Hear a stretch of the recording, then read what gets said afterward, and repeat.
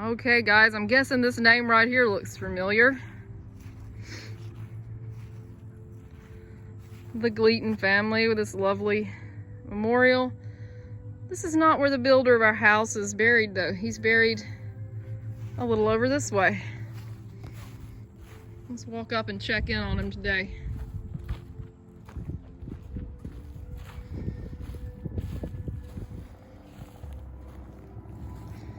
So right here is the graves of the man and the woman who first lived in my house. Charles Peyton Gleaton. This is when we talk about Big Daddy and we talk about the house being haunted. This is who we're talking about. His middle name is misspelled on this. I would say his middle name is Peyton, not Patton. These stones were obviously put here many years after he died.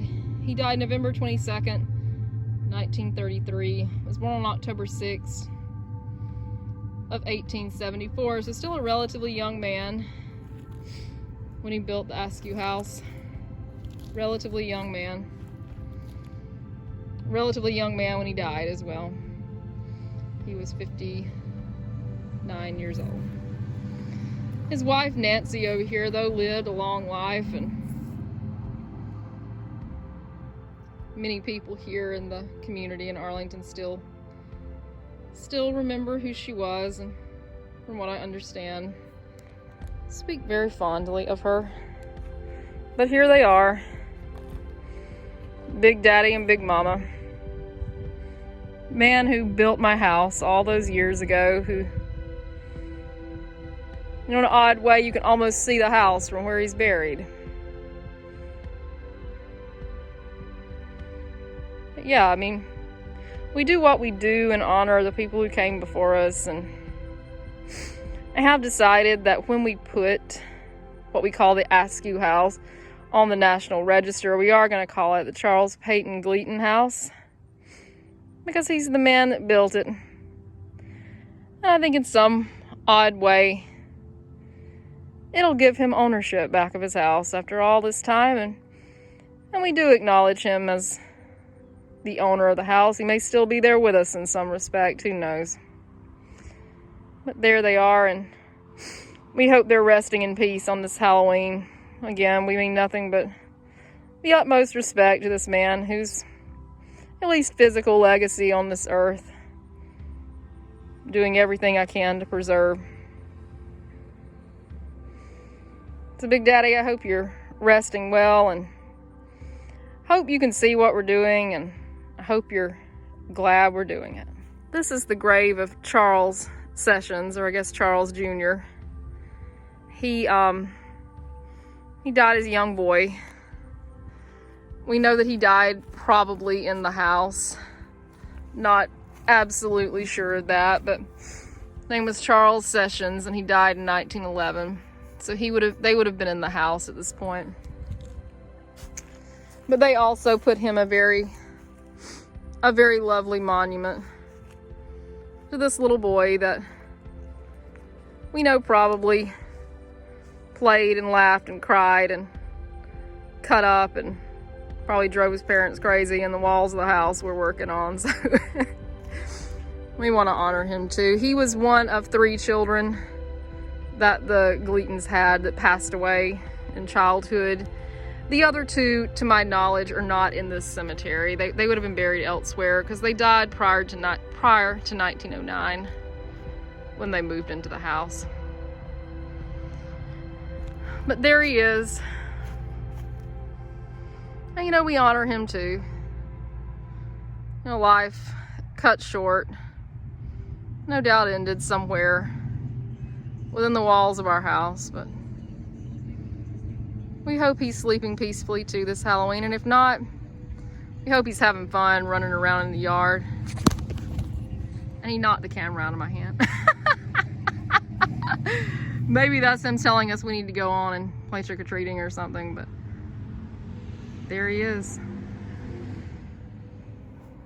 But Big Daddy's children who lived on to have a long life, some of those are buried here in the Arlington Cemetery, and this is just a few of them here.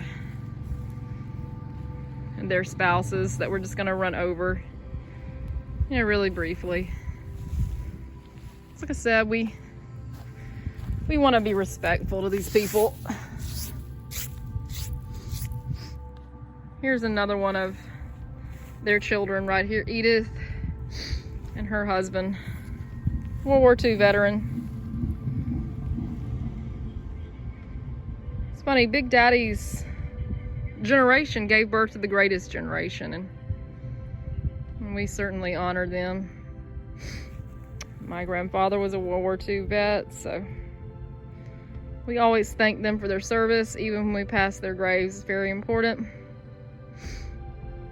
The lives we enjoy today was dependent upon men like this, and really the men that raised them, who, like I said, instilled in them the values that made them the greatest generation. So certainly honor them.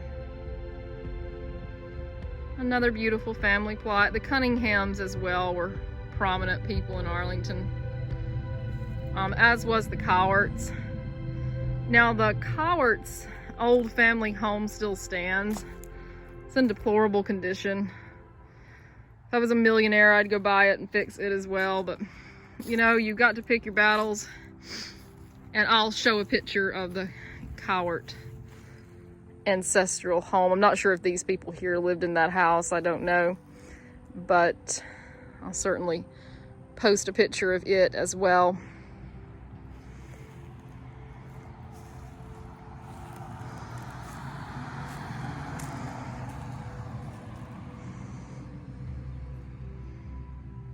Our darling little boy, Horace Rudolph, I like his name.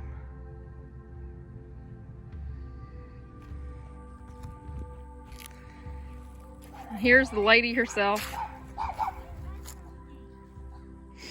Miss Georgia Askew. She'd be excited that we got some dogs out here barking at her grave. She was an animal lover. These crazy little guys here need to go home. But there she is. The old Askew house's most famous resident. And we're still going to do a documentary on her paintings.